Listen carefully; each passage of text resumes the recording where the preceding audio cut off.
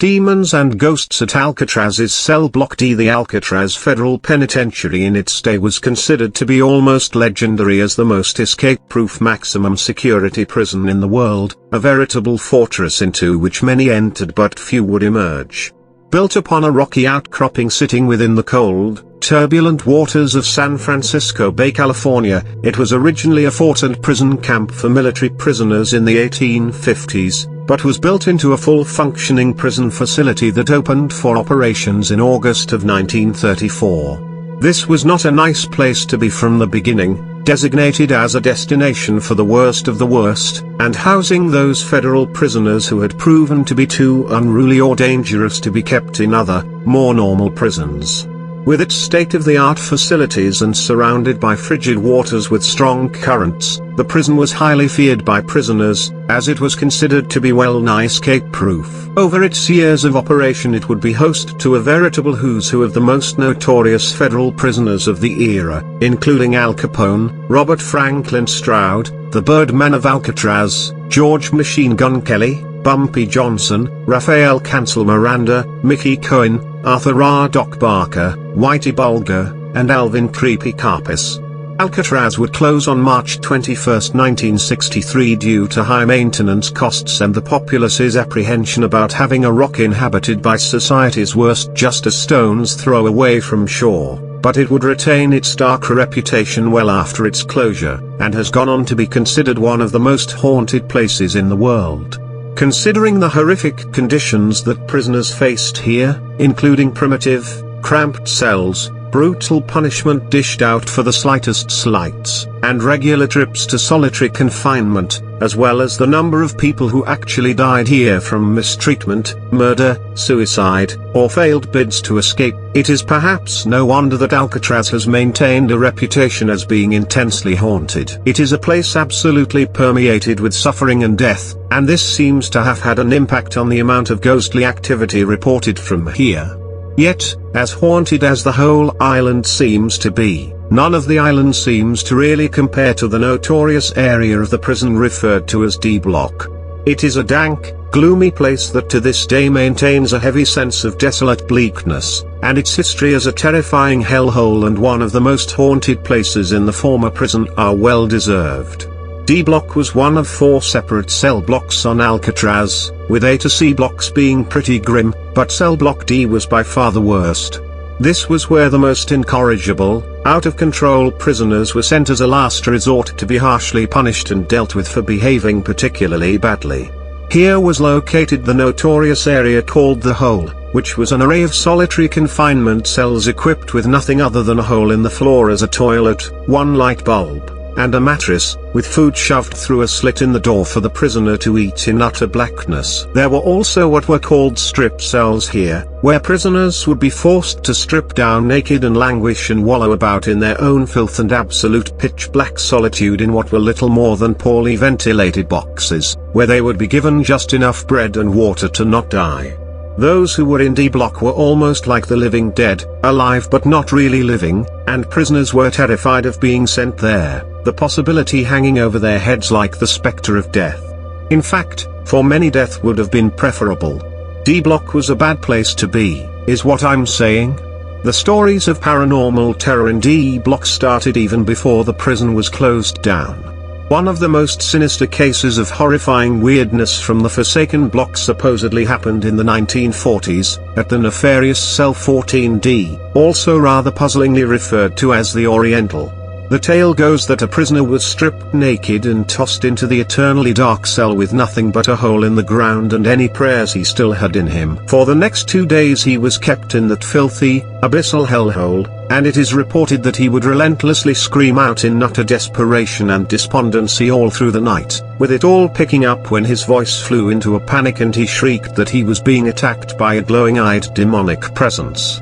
It was all ignored and chalked up to the deranged rantings of the hopeless, but the screams suddenly went quiet, and when the cell was opened the prisoner was allegedly found to be quite dead, face purple, and with evidence of having been strangled to death by powerful hands. Theories have flown that it was everything from a real demon to a fed-up guard who had simply been sick of hearing his screaming, but it is an eerie story nevertheless. In the days after this tragic incident, other prisoners and even guards would claim to see the doomed dead man walking amongst their ranks, completely lifelike and looking as if he was none the worse for wear, until he would vanish in the blink of an eye as they looked on. Cell 14D had another tragedy when prisoners Ruth McCain and Henri Young were sent there after trying to escape the prison unsuccessfully. Shortly after being released from the cell, Young reportedly went into a trance and stabbed McCain in the furniture yard, seriously injuring him. They were both again put into solitary confinement for nearly a year, and their ghosts are said to have been seen wandering about celblok D ever since, still doomed to languish there for perhaps eternity. The ominous Cell 14D has gone on to accrue a rather notorious reputation in the former prison even to this day, and is ground zero for some of the most noticeable paranormal phenomena in all of Alcatraz. Here one can supposedly hear disembodied shrieks or clanging sounds, be pushed by unseen hands, and feel undeniable cold spots, with the temperature inexplicably at least around 2 degrees cooler in this one cell than the others year-round, and often up to 20 to 30 degrees Fahrenheit colder than anywhere else. There is also an indescribable feeling of dread that smothers this one cell, as if something is bearing down on it and relentlessly channeling negative energy from some other place. There have also been reported the presence of a shadow with glowing eyes, the smell of smoke but no fire, the sounds of crying or moaning, disembodied footsteps, a strange rotting stench that comes and goes suddenly,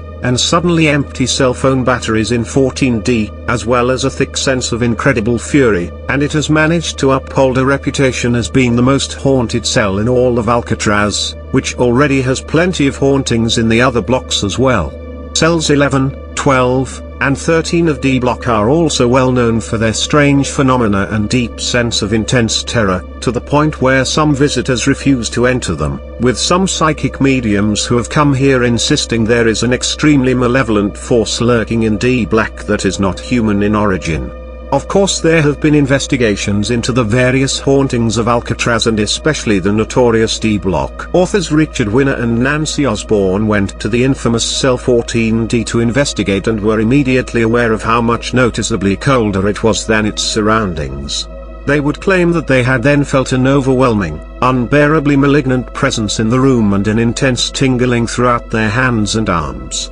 In one corner of the cell they could sense a white-hot point of spiritual energy the likes of which they had never experienced, and Osborne would claim that she had never felt such a strong presence in her entire career of paranormal investigations. Another researcher who came here was ghost hunter Richard Sennett, who gathered up the courage to have himself locked into Cell 12D, upon which he says he immediately felt a malicious presence in there with him and unseen hands grab at his neck, as well as a stifling feeling of anger that hit him like a freight train, causing him to abort his investigation and scream to be let out. Psychic Michael Curry came to celblok D in 1984 and claimed to have actually made contact with one of its spirits, who told him he had been brutally beaten and his legs broken by guards there. Probably the most well-known and spectacular investigation done of Alcatraz and its celblok D was carried out by the TV show Ghost Adventures with host Zach Bagans. For a Season 8 episode, the team made their way to the forlorn Alcatraz Island and would experience a whole range of strange phenomena at celblok D. They would hear anomalous noises such as clanking or banging,